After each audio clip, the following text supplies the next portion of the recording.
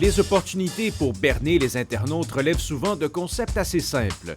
Comme des faux billets de banque, existent aussi des faux sites web. L'exemple des sites web de nouvelles clonés mérite qu'on s'y attarde. Donc Alexis, Oui. je me demandais, qu'est-ce que tu penses que c'est ça? Bien, vraiment, là, ce que je peux voir, si je regarde ça rapidement, là, c'est vraiment la facture visuelle du site officiel de CNN. Ça, c'est sûr. Tu as raison, Ouais. c'est un faux. C'est un faux site de CNN et c'est quelque chose qu'on voit de plus en plus. Des gens créent des faux sites qui reprennent la facture visuelle de médias reconnus. Donc ça, ce n'est absolument pas CNN, mais c'est identique au site de CNN. Autre exemple? Un autre exemple, ça c'est un autre faux site qui copiait la facture visuelle de CBC. Ouais.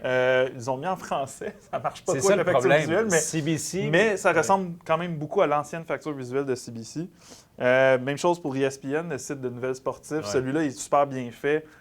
C'est absolument identique au site de ESPN. On en voit aussi parfois sur les réseaux sociaux. Donc ça avait circulé l'année On dernière. reconnaît notre collègue Pascal Nadeau. Donc c'est écrit dernière nouvelle au Canada, un homme d'affaires fou donne de l'argent et on donne l'impression que c'est un article du téléjournal. Ouais, ça, Donc c'est- on essaie clairement d'aller chercher la crédibilité des médias en question pour aller chercher des clics. Ben, c'est ça, parce que c'est ça qu'on utilise la crédibilité à des fins de revenus, tout Ouais. simplement. Là.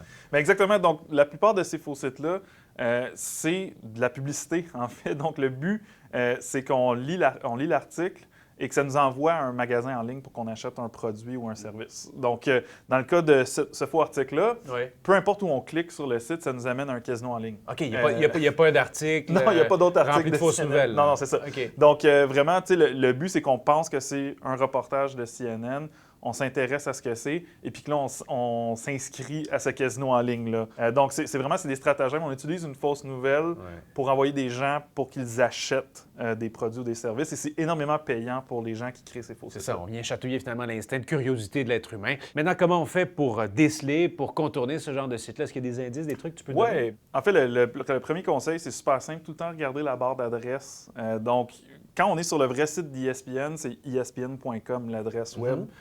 Sur ce site-là, c'était revolutionbreak.com, qui n'est pas le site de Rien à voir. ESPN. Donc, on voit que c'est un Ouais. site qui clone. Deuxièmement, c'est simple. Ces sites-là sont créés pour envoyer des gens vers un magasin en ligne. Donc, peu importe où on clique sur ça, ça nous envoie au magasin. Donc, ça a l'air de nous envoyer vers un autre article du même site, mais quand on clique dessus, ça nous envoie au magasin. OK. Donc, si on clique ici pour la page principale, ça nous envoie au magasin. Donc, tous les liens mènent au même magasin. Donc, on se rend compte assez vite que c'est pas un vrai site de médias, c'est tout simplement une copie. Bref, comme toujours, hein, comme dit le vieil adage, le nerf de la guerre, ben, c'est l'argent.